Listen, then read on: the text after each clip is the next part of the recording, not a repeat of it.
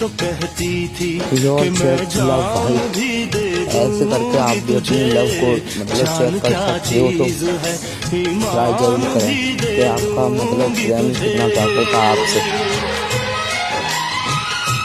इससे पहले के जहां दिल का तमाशा देखे, एक पल के लिए आ जाके जमाना देखे।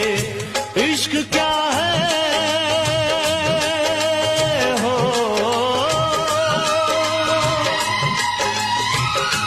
इश्क क्या है ये जमाने को बताने आजा। तू किसी और से मिलने के बहाने आजा, तू किसी और से मिलने